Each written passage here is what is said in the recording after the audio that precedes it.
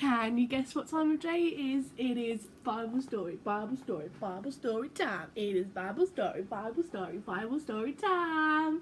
So we are back in our teddy bear tales. I don't know about you, but I am loving reading through all these different tales, seeing what the toys are up to. So we did Jumble Sale last week, and now we are doing Freddy and the Blackberries. So there are the Blackberries, and I think if we move on, there is good old Freddy. So get comfy, snuggle down, and let's hear the story. Freddy and the Blackberries. It was a muddy, misty autumn day, and Freddy the teddy decided it was just the day for a walk. He went to the cupboard to fetch his boots, and there he found something which didn't belong to anyone in his house. It was an umbrella. But it wasn't just an umbrella, it was a bright red one with a teddy bear handle carved out of the wood. "Oh dear," said Freddy, "I know who that belongs to, and I shall have to return it straight away." The umbrella belonged to a teddy bear friend of Freddy's, Alexander Bear, who lived just across the field with another family of children. He'd been to visit Freddy the day before and forgotten to take the umbrella home.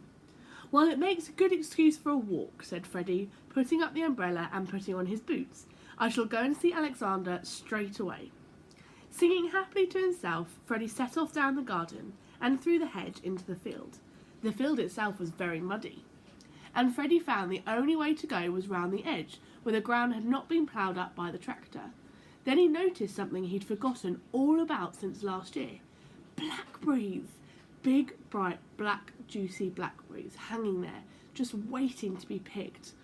"Oh, I'm sure Alexander Bear would love some of those," said Freddy. "We could have them for tea." And he started to pick pawfuls of juicy fruit. Soon he couldn't hold any more. "I really need something to put them in," he said. "But what can I use? I didn't think to bring a basket with me." And then he remembered the umbrella, Alexander's umbrella. "Of course," he said, "if I open up the umbrella and hold it upside down, I can fill it with blackberries." And so he did. He picked and picked until the umbrella was full of the best and most delicious blackberries. Then, as it looked as though it might rain soon, he hurried off along the path toward Alexander's house. The path was muddy, but Freddy had his boots on his feet, so he stayed dry. When he was nearly there, the grey clouds could hold on to the rain no longer, and big drops started to patter on Freddy's head. "That's all right," thought Freddy. "I've got Alexander's umbrella to keep me dry." And without thinking, he lifted up the umbrella above his head. For a moment, Freddy thought it was raining blackberries, and then he realised his dreadful mistake. When he'd lifted up the umbrella, all the lovely berries had fallen out, bounced off his head and landed on the path. Miserably, Freddy watched they sank into the thick brown mud and disappeared forever. "Oh no," he said out loud, "now we won't be having blackberries for tea after all." Sadly, he walked on to Alexander's house and knocked on the door.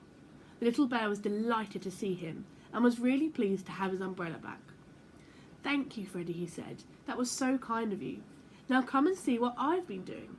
And he led his friend through to the kitchen. A wonderful smell met Freddy's nose as he walked into the room. There, amidst the pots and pans, were a row of gleaming jars of jam. "It was blackberry and apple," said Alexander proudly. "There's a jar for you and some for our tea, and there are enough blackberry and apples left for us to make a pie." Freddy laughed and told Alexander all about his blackberry picking and how they'd fallen out of the umbrella. "Perhaps it's just as well didn't bring you any," he said, smiling. "I don't think you could have managed more. You'd have run out of jam jars." And two friends sat down to enjoy their tea. Now, isn't that a lovely story of Freddy was trying to do something nice, but got all confused and mixed up, but actually when he got to Alexander's house, Alexander had already been making jam anyway. So tomorrow we've got Peter and the Pumpkin Bear. So I look forward to seeing you then. Bye!